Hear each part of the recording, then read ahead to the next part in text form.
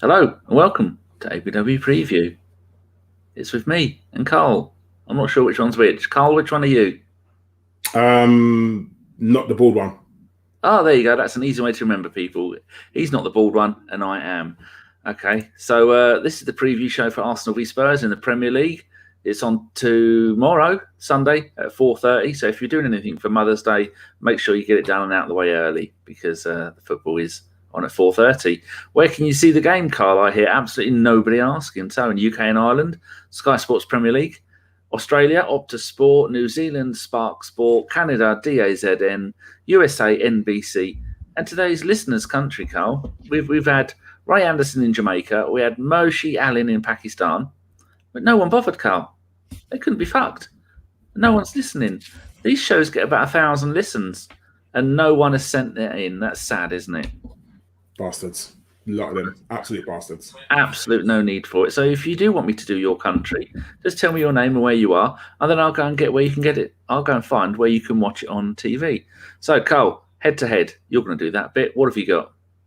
I am indeed. Well, head-to-head's not been too bad recently. The home form, at least, has been good. The last time we played Spurs at home, we drew 2-2, which was September 2019. We were 2-0 down, if you remember, and then Lacazette scored and also Aubameyang, and we came back to draw 2-2, a game that I personally think we should have won, but it's anytime we play that lot of the roads, we should win those games, and it's just annoying that we don't.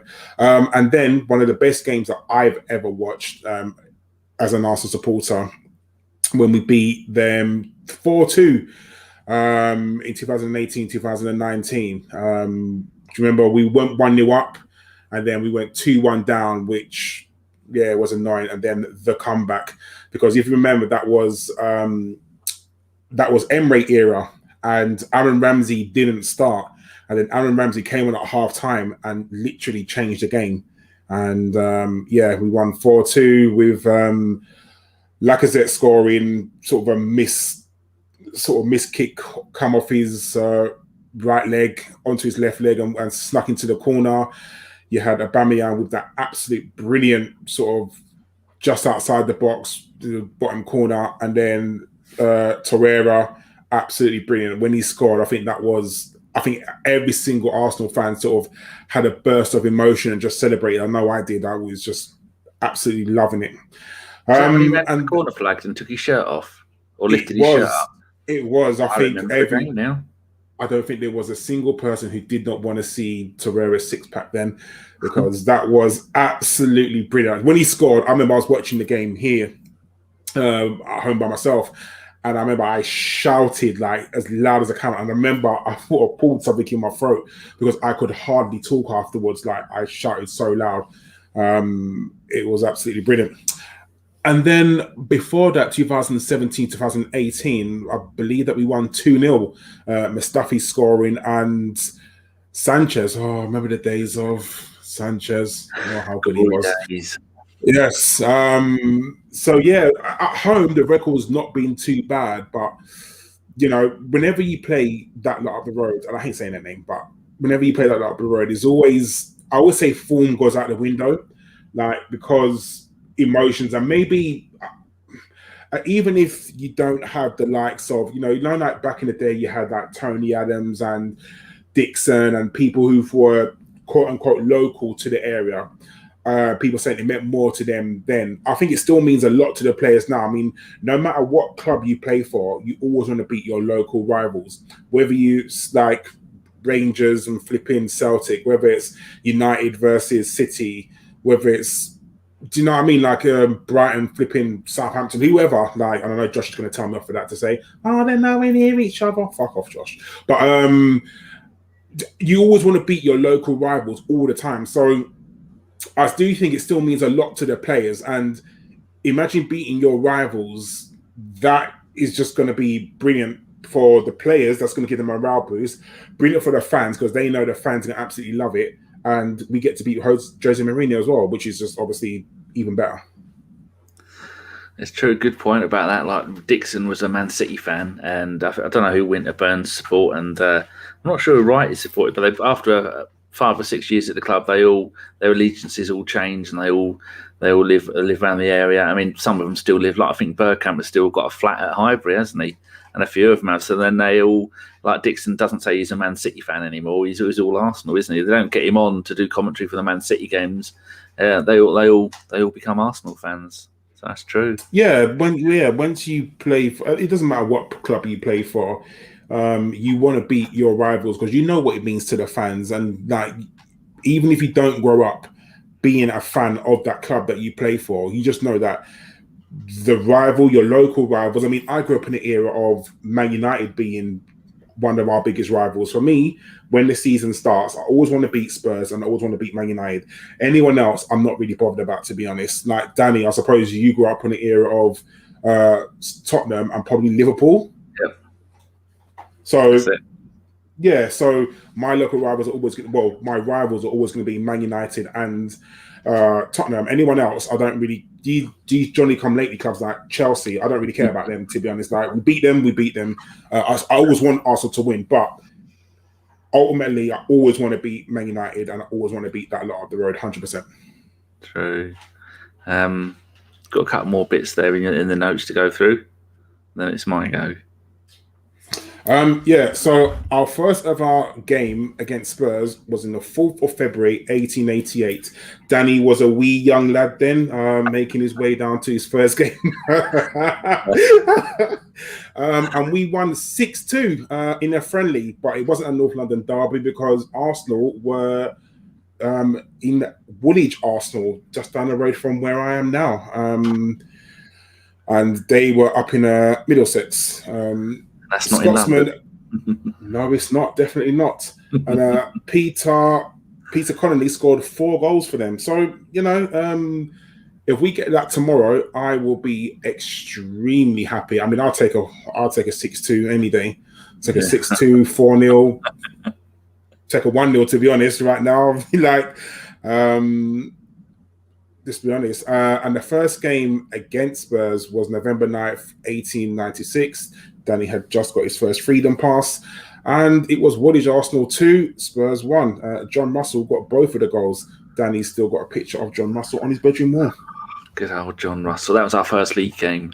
So there was one we played. I was looking through the Arsenal history website, and there was a wartime game. We beat them 18-8. Wouldn't mind that tomorrow. I don't know if my heart could take it.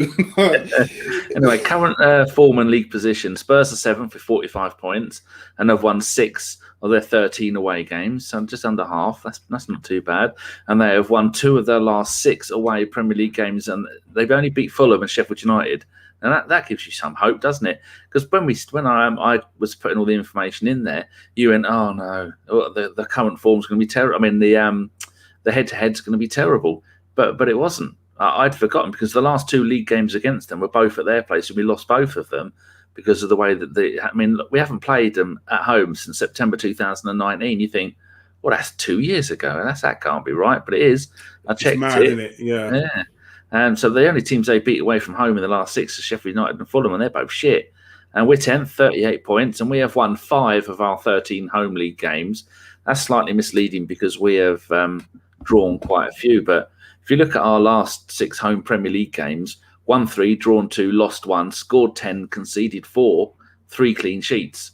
That's pretty good. Spurs' last 6 away Premier League games, won 2, drawn 1, lost 3, scored 6, conceded 8, and had 1 clean sheet. The gist of that, Carl, they're shit away from home. But the bit that worries me, their top goal scorers, all competitions, Kane, 26 goals in 37 games, Son, 18 in 40, Bale even has 10 in 23, and top assists, Spurs and Son are both on 16, and Bergwijn is 6, and Hugo Lloris has clipped 9 clean sheets in 29 Premier League games and let in 28 goals in them 29 games. So what do you make of that lot? Does that give you some hope? The problem is, it does, but Harry Kane will, and I hate saying this, but he's a good player, and people who don't admit he's a good player are just like very biased. He gets goals. He does, you know what I mean? He does the job for them. He gets them goals, and him and Son, as much as I hate this, say this as well, Son is a very good player as well. Probably too good for Spurs, if I'm really honest. And they have a very good connection. And what's really annoying is that Bale has just started to come into form. It's almost like he's remembered how to run and how to kick a ball and how to score. And he's just remembering that, oh, I actually am a good player, which is, again, like I said, just a tad bit annoying. But form goes out the window when it comes to a derby game, doesn't it? Jose Mourinho has got an absolutely brilliant record against Arsenal. There's no denying that. He's had all the Arsenal managers. I remember Arsene Wenger, he always used to have his number, but that Chelsea team that he had was a very good team, unfortunately, and we could just never beat them. Drogba was just, was very good against us. The problem is, with that lot up the road, there's always a tendency for them to go full Spurs. I've got a feeling that Jose Mourinho will try and go all out attack tomorrow, and he will play Son and Kane and Spurs and Son, Kane and Bale, and on their day, let's be very honest, they are very, very good. But then again, on our day, it's Arsenal, isn't it? You can never tell what Arsenal is going to turn up, and it just depends on sort of the team that we play. I feel that the key to stopping Spurs is stopping Son.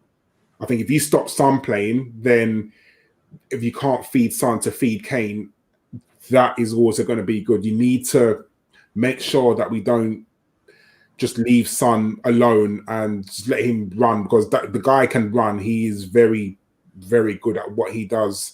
And like I said, the link up between him and Kane is good. I mean, I hate saying this, I really do, because obviously it's them lot up the road, but they are very, very good, the way they play together. And I just feel that we have to stop Son playing. And if we can stop Son playing, then obviously I think we've got a chance. I think we've got a very good chance of beating them. But in order for us not to mess up, we definitely have to make sure that we stop Spurs playing. Just looked at Jose's record against us as whatever team he's managed. He's won 12, he's drawn 8, and he's lost 2. And he's scored 35 and conceded 15, and he averages 2 points per game against us. So, like I said, yeah, he's got Arsenal's number.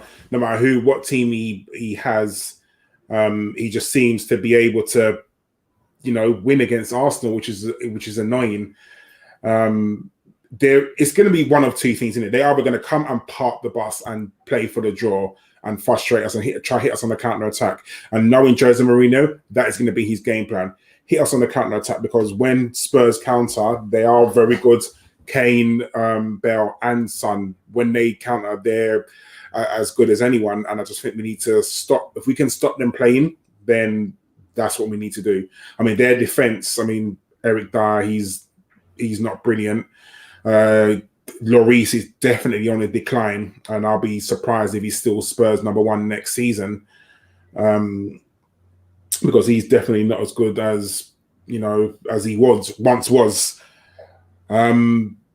It's annoying that we've got the potential to beat them, and we can beat them. And I honestly sit here today thinking that we will beat them, but there's always just that Jose Mourinho is just an absolute prick, and he has the potential to actually just have our number, just literally just stop us playing, hit us on the counter attack, get a 1-0, and then shut up shop. The problem is, if they score early, then we've got to try and break them down. They'll do the usual. Kane will come in a wheelchair, all plastered up to the tits, and then they'll go, look, he's dead. He's probably turn up in a coffin, and then they'll bring him on at half time, and he'll score some, because he's a scumbag. And I know we don't talk about our prediction yet. Let's go to injuries and suspensions. Are you sitting down, Carl? I am. We have no injuries. No, Danny. Of course we have. That's never happened in the history of football. We have some injuries. Of course we have. It's Arsenal. You say this now, and then you'll find out tomorrow that it's the same old. Yeah, everyone's fit. Oh yeah. Playing an away game. Oh, Ozil's got a back injury. They'll be. He's out for the season. Is he? Yeah, apparently. Leicester, I put Leicester injury. That's not right. I forgot to edit that. Spurs injuries. Apparently, Harry Kane's got a knee injury, and Giovanni Lo Celso has got a lower back injury. They're not starters anyway, but that's all my notes. I think, you look at the teams on paper. I think we have a good squad, but not a good team, if that makes sense. But this is, like I said, this is Spurs. You look at the you don't look at form, you just look at we want to beat them and you have to play better. Weirdly, the one person who really gets it is Lacazette. I feel like Lacazette really gets it because I remember when he scored last time against them, like the celebration, you could tell that his emotion, that he gets the rivalry. So I hope that, I don't think he will start tomorrow. I'm sure we'll talk about our predicted teams, but there you go. As soon as you say it, then they're up on the screen. Yeah. Do you want to explain yourself why you've got? Oh, for the people listening at home or on the toilet, we've both gone for Leno in goal, Gabriel and Tierney, and the other only differences are right back. I've gone Cedric, you've gone Bellerin, and you've gone Luiz, and I've gone Holding. Why have you picked those two? Because Luiz and Bellerin have both got an error in them, whereas Holding and Cedric don't. Unfortunately, I really think that Arteta likes the Gabriel Luiz partnership. I think he really enjoys that because obviously both speak Portuguese. I'm sure that Gabriel's English is the best at the moment, so I think that's what he likes. I think Bellerin will start. I know you said Cedric is available, but whether he'll start or not, I'm not too sure. Bellerin is like the vice captain, and to leave him out of this game, I would like to see Cedric play, but whether he will or not, I don't think he will. We've both gone for sort of the same midfield, except you've put El Nene in, and I've got Xhaka. Xhaka's not going to get dropped, Dani. He's not going to get dropped at all. He's played every single game nearly under Arteta. And he doesn't get dropped. He just doesn't. He plays 90 minutes of every single game. The man is an engine. He really is. Like, you never see him need a rest. You never see him come off. Like he if you're going to substitute a midfielder, it's never Xhaka that gets substituted ever. It's always El Nene or Partey or Ceballos. Never ever Xhaka. So I think that he's definitely going to play and start and play 90 minutes unless he gets sent off or injured. We broke on for Odegaard. Yeah, we broke on for Odegaard. Although Smith Rowe is back, I still think Martin Odegaard will start because he's in good form. He got his first goal for Arsenal in midweek, and Arteta seems to like him. He seems to, really think that he can bring something to this team. And looking at what he did on Thursday, he can. He's got the ability to score a long-range shot or, make that intricate pass into the middle. So, yeah, I believe that he definitely will start.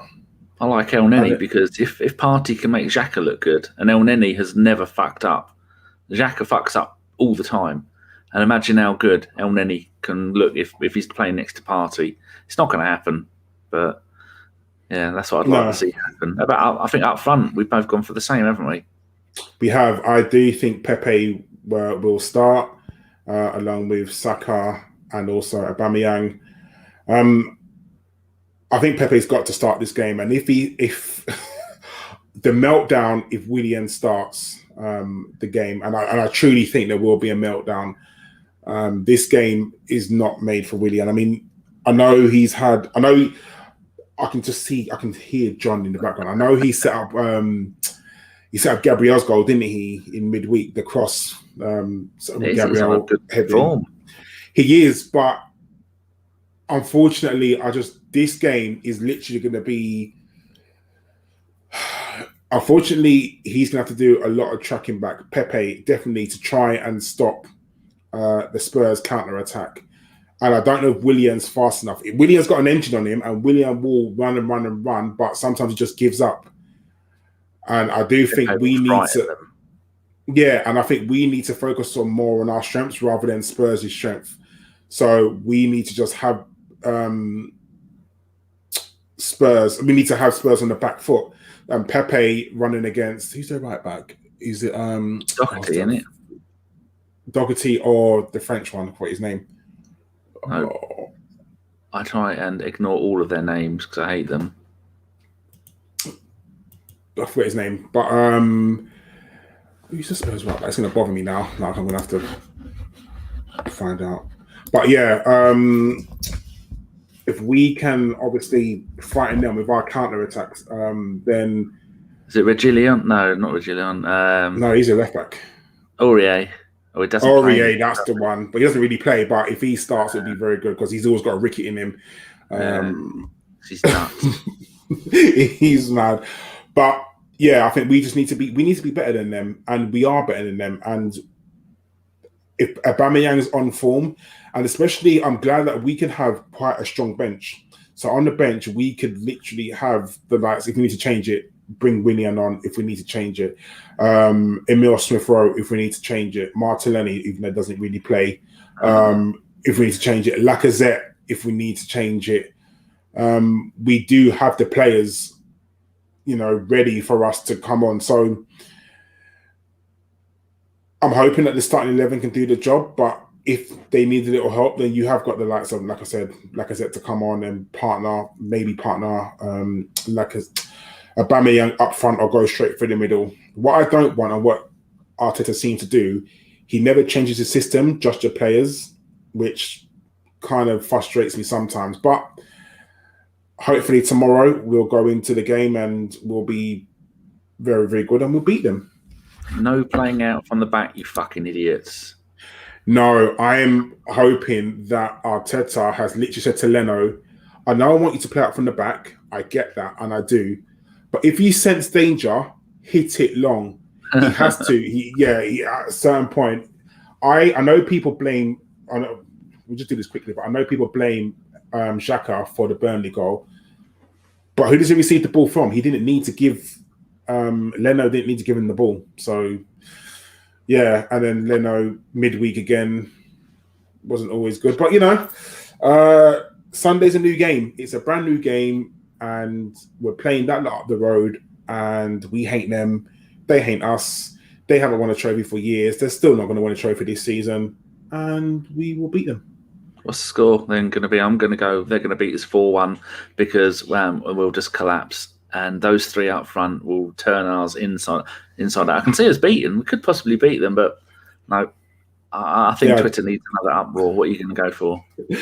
No, I'm going for a very low scoring 2-1. I think that we will concede, but I'm going for 2-1. I think we will win. I'm definitely not going to concede 4 at home. But yeah, I'm going for 2-1. Saka and Aubameyang. Oh, that would be wonderful. Do you know who's going to do the show? Are we doing a show tomorrow if we lose? I don't think we are we? No, we have to because win or lose, we have to do a show. I'll do it. I will be available. What's time? So it's not 4:30. Game's going to end about 6:37. Yeah, I'll be around. Okay, well I'll see if I can get Josh or John to turn it on, and then good luck because it's going to be a shit show. So have faith, Dani. Have faith. Faith isn't going to help when Arteta is telling them to play out from the back. They shit their pants and give it away to one of them, or Xhaka or Luiz gets sent off for stupid tackles. Anyway, it's going to be an interesting Mother's Day. Yes, so people, if you're listening to this, wish your mum a happy Mother's Day. Send her flowers and a card. Socially distance. Give her a hug and a kiss. Blow her a kiss.